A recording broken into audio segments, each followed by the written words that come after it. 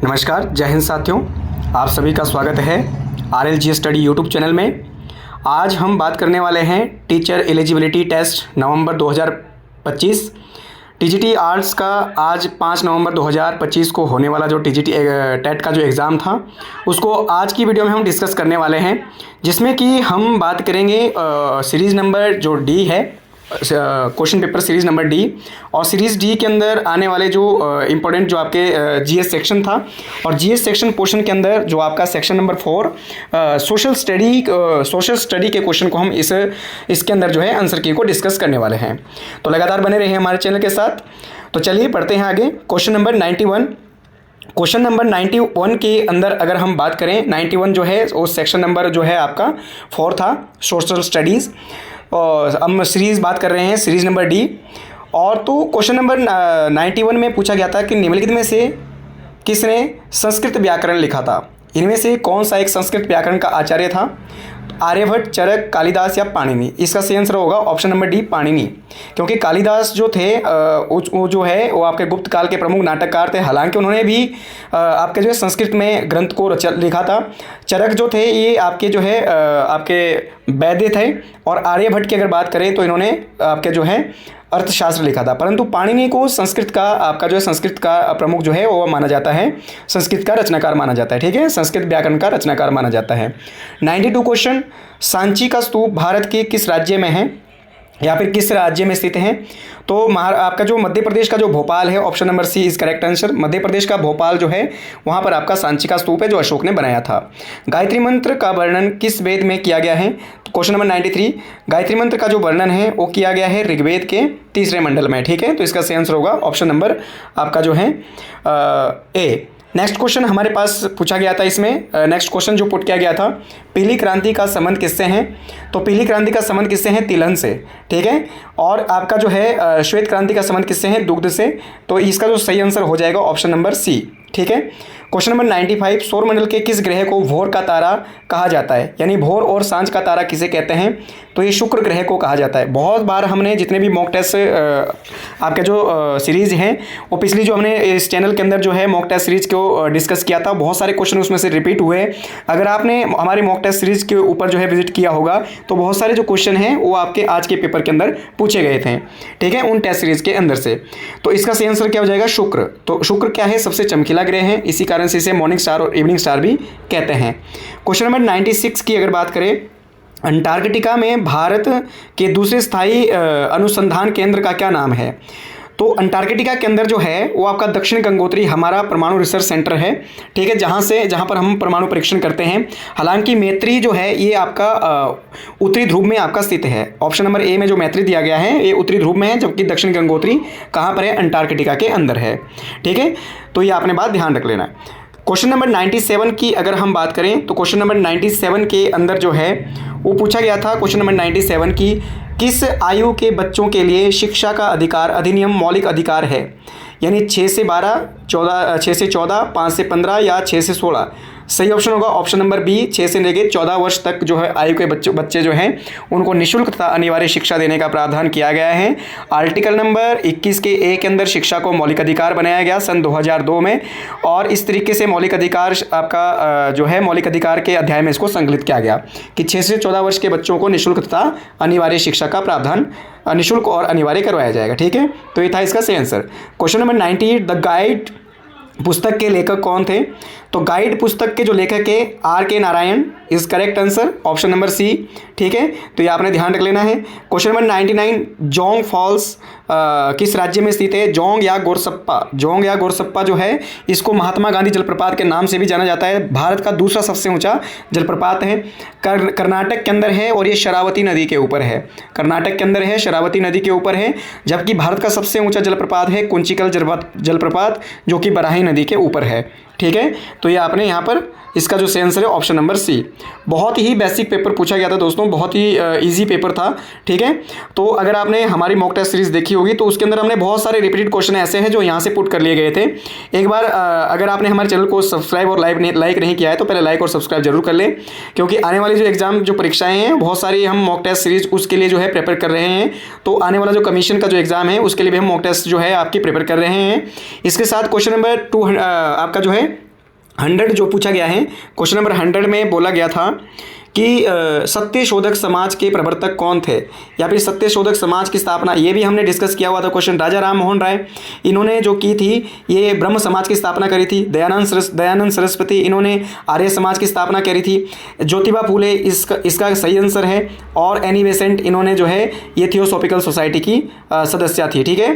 तो इसका सही आंसर होगा ज्योतिबा फूले। इसके बारे में हम डिस्कस कर चुके हैं टेस्ट सीरीज के अंदर। 101 क्वेश्चन नंबर पूछा गया था कि भारत में यूएनओ का मुख्यालय कहाँ है? न्यूयॉर्क में। कहाँ पर है दोस्तों? न्यूयॉर्क। इसका सही आंसर होगा option number B, New York, America के अंदर।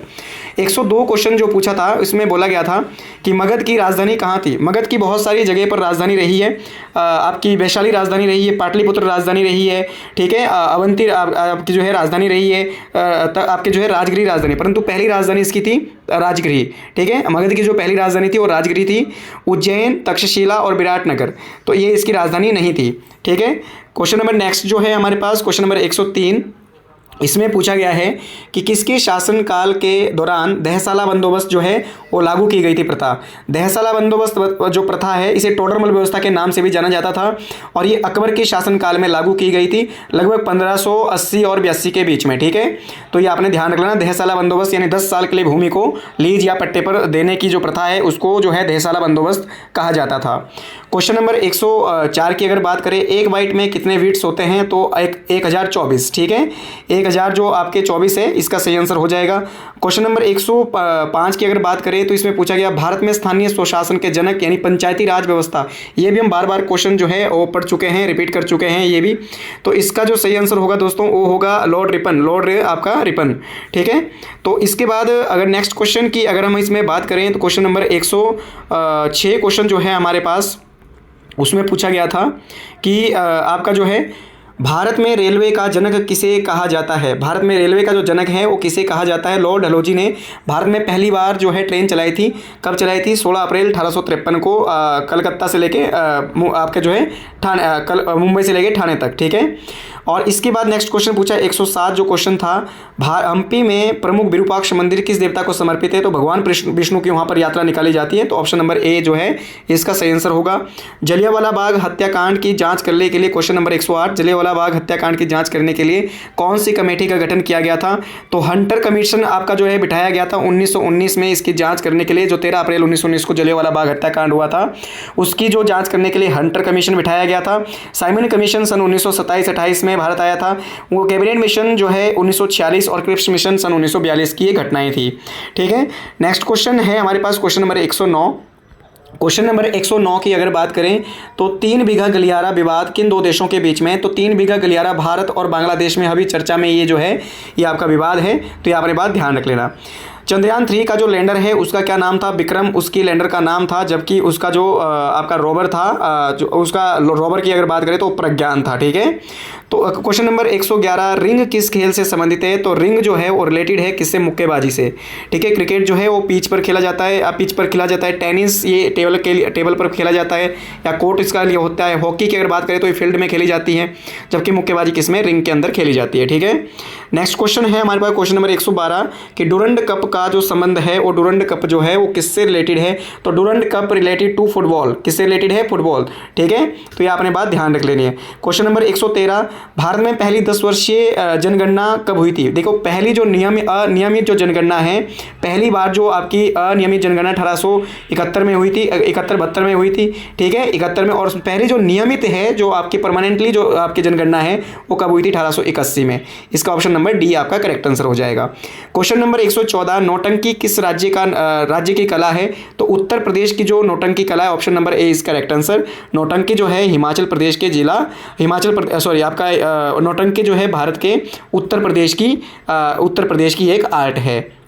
क्वेश्चन नंबर नेक्स्ट की अगर हम बात करें तो क्वेश्चन नंबर नेक्स्ट यानी क्वेश्चन नंबर 115, किस प्रकार के रक्त को सार्वभौमिक दाता के रूप में जाना जाता है? ठीक है, तो कौन सा ऐसा ब्लड ग्रुप है जो आपका यूनिवर्सल जो आपका ब्लड ग्रुप है? तो ए और ए बी। तो ए बी जो है आपका जो है दाता है, और सर्वग्राही कौन सा अगर हम बात करें तो जो आपका वो है ओ। ठीक है, तो ध्यान रखने बात। क्वेश्चन नंबर नेक्स्ट की अगर हम बात करें तो आपका जो 116 की अगर हम बात करें, जापान की संसद का नाम क्या है? डाइट। जापान की जो संसद का नाम है क्या है? डाइट। ठीक है, ये अभी आपने बात ध्यान। अफगानिस्तान की संसद का नाम क्या क्या है, शोरा। ठीक है, और आपके जो है इस तरीके से आपने ध्यान रखना, जो आपकी जापान की संसद है उसका नाम क्या है, डाइट है।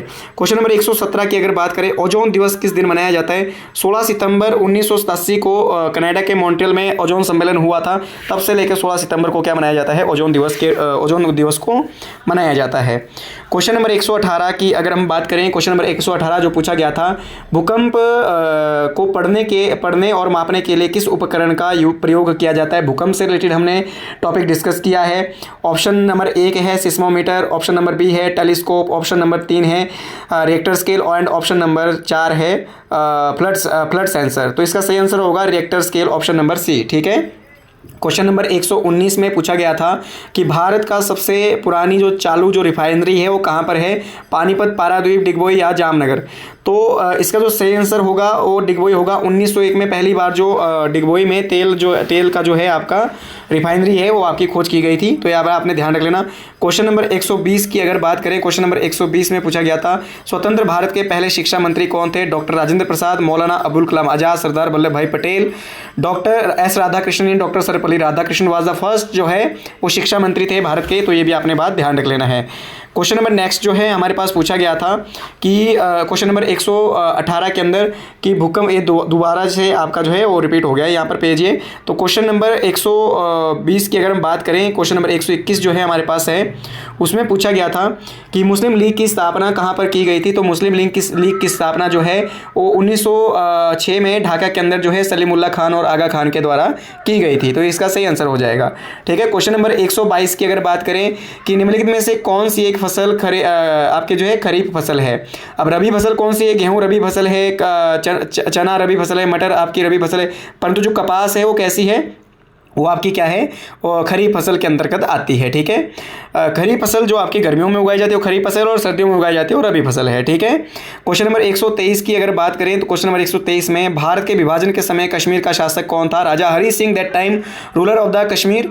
और राजा हरि सिंह की अगर हम बात करें तो राजा हरि सिंह ने 16 अक्टूबर सन 1948-47 को जो है कश्मीर को भारत के विलय पत्र पर जो है भारत में विलय करने के लिए जो है हस्ताक्षर किए थे, और तब से लेके 16 अक्टूबर के बाद जो है कश्मीर जो है भारत का अंग बन गया था। ठीक है, तो इसके बाद अगर हम नेक्स्ट क्वेश्चन नंबर 124 की बात करें तो क्वेश्चन नंबर 124 में पूछा गया है हमारे पास कि एनी बेसेंट किस आंदोलन से संबंधित थी? असहयोग आंदोलन ये हुआ था, असहयोग आंदोलन 1920 से 22 तक, होम रूल एक आंदोलन 1916, खिलाफत आंदोलन 1920 और सविनय अवज्ञा आंदोलन जो हुआ था 1930। तो इनमें से एनी बेसेंट किससे रिलेटेड थी? होम रूल ए लीग आंदोलन। सन 1916 में इन्होंने जो है आपका जो है आंदोलन जो है शुरू किया था, और कहाँ से किया था? मद्रास से ये शुरू किया गया था।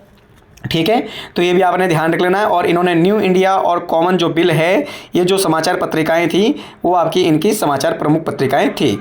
इसके अलावा क्वेश्चन नंबर 125 में पूछा गया है त्रिपिटक का संबंध किससे था? त्रिपिटक, तीन पिटक यानी सूत पिटक, विनय पिटक, अभिधम पिटक, ये हिंदू धर्म, जैन धर्म, बौद्ध धर्म या इस्लाम धर्म। तो इसका सही आंसर होगा ऑप्शन नंबर सी यानी बौद्ध धर्म। बौद्ध धर्म से रिलेटेड ही आपका क्या था?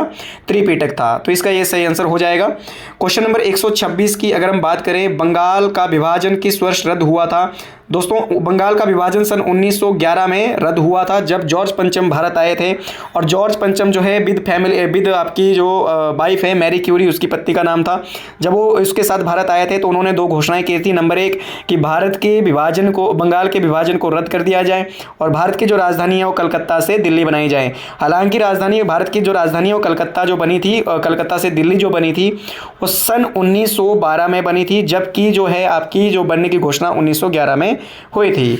जबकि बंगाल का विभाजन जो हुआ था सन 1905 में लॉर्ड कर्जन के घोषणा के द्वारा हुआ था, और रद्द करने के लिए यहाँ पर पूछा गया है तो 1911 इसका सही आंसर हो जाएगा। ठीक है, तो ये आपने बात ध्यान रख लेना है, इसका ये सही आंसर होगा। तो क्वेश्चन नंबर नेक्स्ट की अगर हम बात करें, क्वेश्चन नंबर 127, क्वेश्चन नंबर 127 में पूछा गया था कि ईस्ट इंडिया कंपनी में जमींदारों के बीच राजस्व तय करने के लिए 1793 का स्थायी बंदोबस्त किसने शुरू किया था? परमानेंट सेटलमेंट की अगर बात करें, लॉर्ड कॉर्नवालिस जो है वो आपका क्या है, परमानेंट सेटलमेंट के लिए जाना जाता है। और परमानेंट सेटलमेंट जो है स्थायी बंदोबस्त को अगर हम बात करें, 1793 का स्थायी बंदोबस्त की अगर बात करें तो इसमें समस्त जो बंगाल में ये लागू किया गया था, पहले बंगाल, बिहार, फिर उड़ीसा में इसको लागू किया गया था। और इसके अंतर्गत जो है जमींदार जो थे बंगाल के, उन्हें भूमि का स्वामी मान लिया गया था। और भूमि के स्वामी मान लेने के बाद इसके बाद जब ये बंदोबस्त लागू हुआ तो उनको अपनी ज़मीनें बेचने, खरीदने और उसका रिकॉर्ड रखने का पूर्ण अधिकार दे दिया गया था। ठीक है, तो ये था स्थायी बंदोबस्त। ठीक है, क्वेश्चन नंबर 128 में पूछा गया है कि भारत की पहली यूनिवर्स कौन थी। तो भारत की पहली यूनिवर्स जो थी वो कौन थी? वो थी आपकी,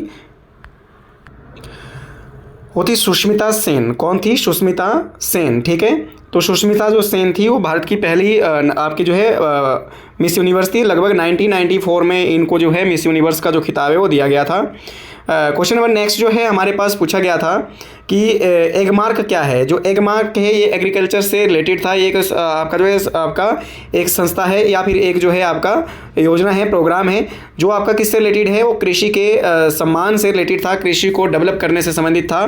ठीक है, एगमार्क। ठीक है, तो ये भी आपने ध्यान रख लेना है। क्वेश्चन नंबर नेक्स्ट जो हमारे पास पूछा गया था क्वेश्चन नंबर टेट के एग्जाम के अंदर, क्वेश्चन नंबर 130, इसमें पूछा गया था भारतीय रिजर्व बैंक के द्वारा जारी किए गए 50 रुपये के नोट पर किस सांस्कृतिक विरासत को दर्शाने वाला रूपांकन है। तो यानी 50 के जो आपका जो नोट होता है, 50 जो रुपये है, 50 रुपये का जो नोट है उसके ऊपर किस चीज़ का चित्र आपका जो है दर्शाया गया है? ऑप्शन ए रथ, आपके रथ के साथ हम्पी, भारत की संसद, गोल गुंबद या इंडिया गेट। तो option number A is correct answer. जो रथ का हम्पी का जो रथ मंदिर है वो 50 रुपये के ऊपर दर्शाया गया है। 100 रुपये के ऊपर जो है रानी का बाव यानी रानी की बावड़ी जो है दर्शाई गई है। 500 रुपये के ऊपर की अगर हम बात करें तो 500 के ऊपर जो है वो आपका लाल किला आपका दर्शाया गया है। ठीक है, तो इस तरीके से क्वेश्चन नंबर 131 की अगर हम बात करें तो सिंधु घाटी सभ्यता में निम्नलिखित में से कौन सा एक स्थान जो है, किस स्थान पर एक बंदरगाह पाया गया? तो बंदरगाह की अगर बात करें तो लोथल जो है हड़प्पा सभ्यता का सबसे बड़ा बंदरगाह था। इसे पतन केंद्र के नाम से भी जाना जाता है। तो ये हड़प्पा सभ्यता का एक महान विशाल जो है आपका बंदरगाह था लोथल। ठीक है, तो ये आपने ध्यान रख लेना है। लोथल किसके लिए प्रसिद्ध था? बंदरगाह था ये अपने आप में। यहाँ पर जुटे हुए खेत के साक्ष्य और जो है युगल शब्दान यहाँ से प्राप्त हुए हैं। चनूद्रो जो है अगर इसकी बात करें तो ये मनके बनाने के लिए प्रसिद्ध था। कालीबंगा काली चूड़ियाँ बनाने के लिए प्रसिद्ध था, जबकि बनावली जो है ये आपका सूती वस्त्र उद्योगों के लिए प्रसिद्ध था। क्वेश्चन नंबर 132 की अगर हम बात करें तो 132 में पूछा गया था कि इनमें से किसे डायमंड सिटी के नाम से जाना जाता है। डायमंड मतलब हीरा। तो भारत में हीरे की जो प्रसिद्ध जो है, हीरे की जो प्रसिद्ध है वो है पन्ना की खान। ठीक है, किसकी? पन्ना की जो खानें हैं वो आपकी कहाँ पर है? मध्य प्रदेश के अंदर है। और मध्य प्रदेश की जो पन्ना की खानें हैं हीरे के लिए प्रसिद्ध है और इसी कारण से इसे डायमंड सिटी के नाम से जाना जाता है। ठीक है, क्वेश्चन नंबर नेक्स्ट जो है हमारे पास पूछा गया था आज के एग्जाम के अंदर वो कि क्वेश्चन नंबर 133 में पूछा है कि शेरशाह सूरी का मकबरा कहाँ है। तो शेरशाह सूरी जो है उसका मकबरा सैसराम बिहार के अंदर है। यहाँ पर उसे दफनाया गया था और इसी कबीले का सबसे पहले ये शासक बना था। सैसराम जो है आपका इसी कबीले के अंदर, इसी यहाँ पर ही इसका क्या है मकबरा है और इसी एरिया का वो शासक हुआ करता था। एक छोटे से सैनिक से एक आपका जो है उसने द्वितीय अफगान राज्य की स्थापना या सूरी वंश की स्थापना, चौसा के युद्ध में इसने 1539 का जो चौसा का युद्ध हुआ उसमें उसने हुमायूं को हराया। और 1540 का कन्नौज और जो बिलग्राम का युद्ध हुआ था वो 1540 के अंदर उसमें फिर उसने दोबारा से आपका जो है वो हुमायूं को पराजित किया था। हुमायूं को पराजित करने के बाद जो है उसने एक तरफ से मुगल वंश को खत्म कर दिया था और सूर्य वंश की स्थापना कर ली थी। जीटी रोड का निर्माण भी इसी ने ही करवाया था। क्वेश्चन नंबर 134 की बात करें कि इनमें से किस शहर को नीला शहर यानी आपका जो है ब्लू सिटी कहते हैं? तो जोधपुर। ठीक है, पिंक सिटी किसे कहते हैं? जयपुर को। और नीला शहर किसे कहते हैं? जोधपुर, जो आपका राजस्थान के अंदर है।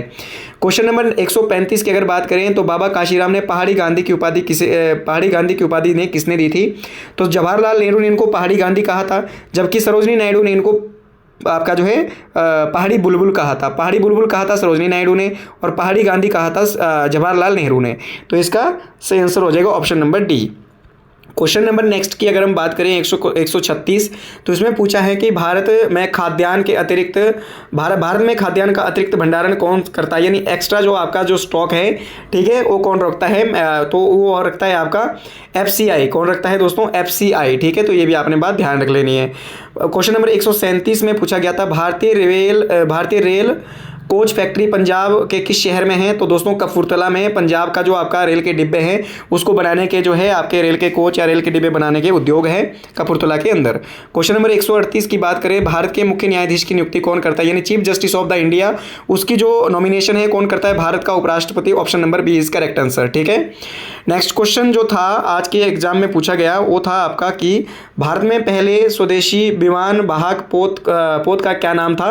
तो आपने ध्यान रखना, जो आपका पहला जो एयरक्राफ्ट था, ठीक है, जो आपके पनडुब्बी आप कह सकते हैं, तो भारत की पहली जो पनडुब्बी INS विक्रांत, कौन सा था? INS विक्रांत जो है भारत की पहली पनडुब्बी थी।